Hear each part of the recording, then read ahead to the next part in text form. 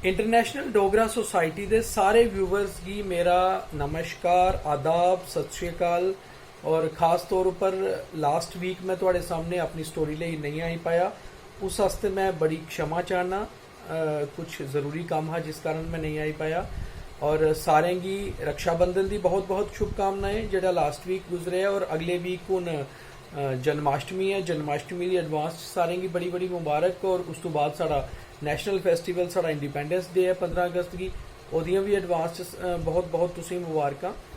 और अज जी मैं स्टोरी लेइयै तुहाडे सामने आया, ये स्टोरी ऑनेस्टी की लेइयै है। ऑनेस्टी यानी कि ईमानदारी। वैसे भी आख्या जाता है कि honesty is the best policy. हालांकि बहुत सारे लोग इसी आखते थे बट फॉलो नहीं करते, but we should have follow honesty, क्योंकि ऑनेस्टी जड़ा एक बहुत स्ट्रॉन्ग पिलर होंदा है किसी की भी लाइफ का। और अज की जी स्टोरी है ये एथलैटिक्स उपर निर्भर है। एक एथलैटिक्स की स्टोरी है, दो एथलीट्स की स्टोरी है और बड़ी शॉर्ट स्टोरी है। एक्चुअली ये स्टोरी मेरे एक फेसबुक फ्रेंड ने अज अपनी फेसबुक पर पाई दी ही। जिसले मैं स्टोरी पढ़ी मी बड़ी अच्छी लगी, मी लग्या कि जरूर थोड़े कन्नै शेयर करनी चाहिए है। बच्चों वास्ते बहुत अच्छी स्टोरी है। मैं उन्हें रिक्वेस्ट की कि मैं स्टोरी की शेयर करना चाहता, तो उन्होंने भी आख्या कि मैं भी ये स्टोरी कुछ पढ़ी ही, इस करिए मैं अपनी फेसबुक पेज पर अपलोड की थी, तो तुसीं इसी शेयर कर सकते हो। ये स्टोरी है एक केनिया, एक कंट्री है कीनिया दे एक एथलीट न मिथाई, एबुल मिथाई उनका नाम है, एबुल मिथाई। एबुल मिथाई और दूसरी जड़े एक स्पेन दे स्पेनिश एथलैटिक्स के प्लेयर न एथलीट न इवान फर्नैंडिस। ये दोनों की स्टोरी है। एक बार वो दोनों एक इंटरनेशनल एथलैटिक्स कंपीटिशन है, पार्टिसिपेट करा रहे और दोनों रनर है, यानी कि उन्होंने दौड़ के पार्टिसिपेट करना ही। दोनों ने अपनी दौड़ शुरू की थी, और भी काफ़ी सारे रनर्स है, बट ये दोनों टॉप के रनर्स है और दोनों ऑलमोस्ट एक दूसरे की कंपीटिशन है। कीनिया का जो रनर हा एबुल मिथाई वो अगे निकली चुके था और ऑलमोस्ट रेस खत्म होने वाली ही और रेस जिता था। जबकि रनर अप जड़ा हा नंबर 2 हा, स्पेनिश जड़ा एथलैटिक्स का प्लेयर हा, एथलीट हा इवान फर्नैंडिस वो हा। अचानक रेस खत्म होने को चंद सेकंड और चंद मीटर पहले जड़ा कीनिया का रनर हा उसी साइन बोर्ड क्लीयर नहीं लभे और उसी लग्या शायद मैं रेस जीती गया तो रुकी गया। जबकि नंबर 2 जड़ा उसी फॉलो करा दा हा स्पेन का एथलीट ओदे पिछे हा। इवान ने दिखा कि मिथाई तो बिल्कुल पहले रुकी गया, अपने लास्ट जड़ा उनका लास्ट पॉइंट हो को उन्हें उसी अपनी स्पेन की लैंग्वेज आख्या कि मिथाई you should have run run run run, मतलब तू ही दौड़ना चाहिए, तू अगे दौड़।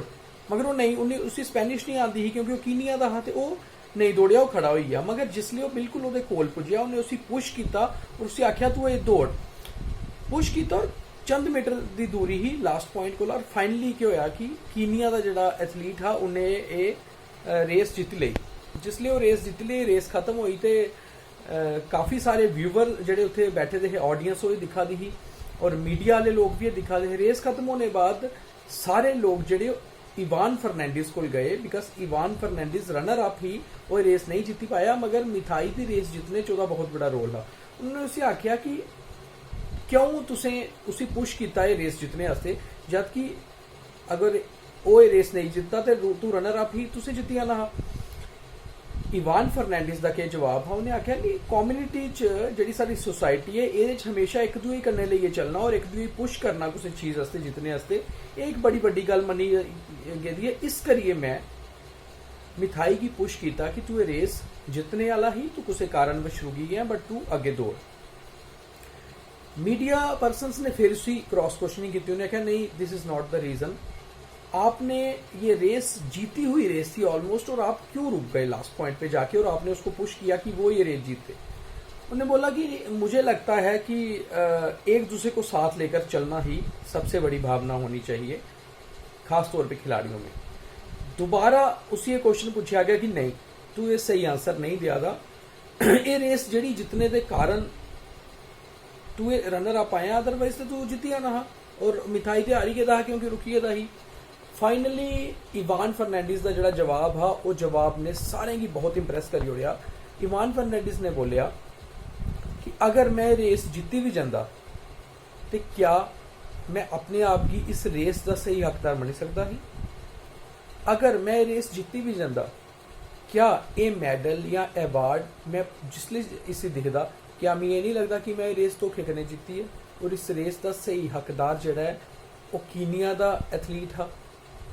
उन्हें आख्या क्या अगर मैं रेस जीती भी जांदा तो क्या मेरी मदर की जिसले मैं जाइए गल सुनांदा उसी के फील हुंदा कि मेरे बेटे ने अपने दम उपर नहीं बल्कि किसी की धोखा देइए धोखे कन्नै रेस जीती है। उन्हें आख्या कि दुनिया दे विच सारे कोला वड्डा मैडल जिहड़ा हुंदा है वो ऑनेस्टी हुंदा है। और कोई भी खेल, कोई भी स्पर्धा, कोई भी कंपीटीशन च अगर तुम पार्टिसिपेट करा रहे हो तो सारे कोला वड्डी जिहड़ी पॉलिसी है वो ऑनेस्टी होनी चाहिए है। Honesty is the best policy. पूरे वर्ल्ड च हर गेम, हर खेल, हर कंपटीशन, हर जगह ये बात जो है ये मानी जानी चाहिए। इस करिए इवान ने आख्या कि इस करिए मैं मिथाई की पुश किया कि तू ये रेस जिता दा ही और तू ही ये रेस जीत और मैं तो वैसे भी रनर अप ही। और अगर मेरी ऑनेस्टी की वजह कन्नै मैं रनर अप भी होगा तो मैं अपने आप एक गर्व महसूस हो कि शायद मैं जिंदगी कुछ सफल होगा, क्योंकि मेरे को एक बहुत बड़ा पिलर, एक स्ट्रॉन्ग पिलर है मेरे करैक्टर ऑनेस्टी। तो इस करिए बच्चों कीनिया के एथलीट और स्पैनिश एथलीट की छोटी ये रेस की छोटी जी स्टोरी कोला ये जरूर सीखने मिलता है कि ऑनेस्टी जी है वो बहुत वड्डी पॉलिसी है और ऑनेस्ट रहना बहुत ज़रूरी है। सारे कोला पहले अपने कन्नै ऑनेस्ट होना बहुत ज़रूरी है, उस तो बाद के तुस हर एक चीज़ च ऑनेस्ट हो पागे।